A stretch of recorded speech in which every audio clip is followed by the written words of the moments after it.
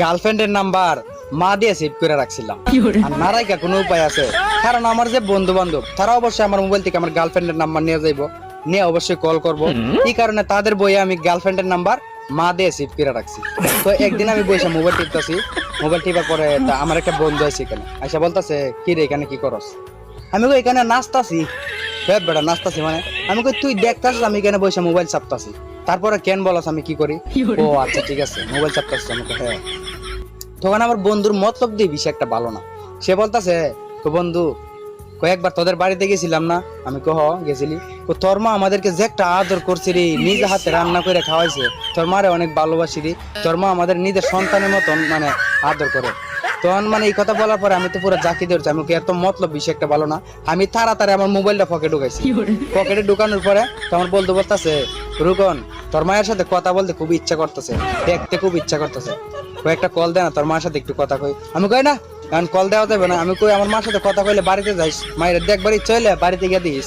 কোন না এখন তো যাইতে পারবো না, দেখ না একটু কথা বলি। তখন আমি দিতে চাই না, ও জোরাজুরি করে আমার কাছ থেকে মোবাইল নিয়ে গেছে।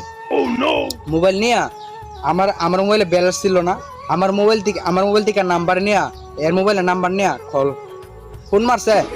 ফোন মারার পরে তো ফোন ধরার পরে ওই পাশ থেকে আমার গার্লফ্রেন্ড বলতেছে, খেয়ে ভাই। তখন আমার বন্ধু বলতেছে, আমি আপনার ভাই না তো, আপনি আমার আন্টি লাগেন।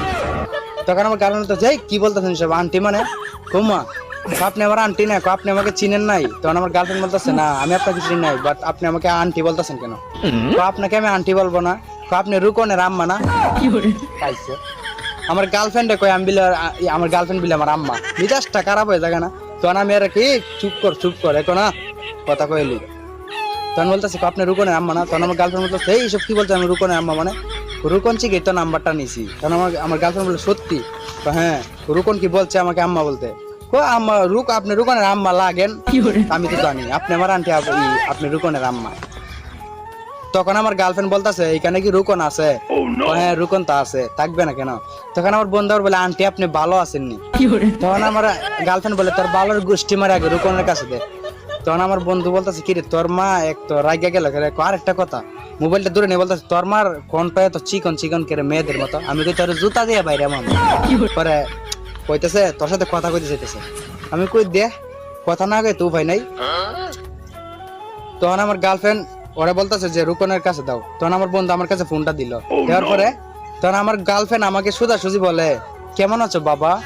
তখন তো আমি পুরো আমি কই বাবা মানে? তারপরে আমার গার্লফ্রেন্ড বলে, তুমি আমাকে আম্মা ডাকতে পারো, আমি তোমাকে বাবা ডাকতে পারবো না। লো টেলা।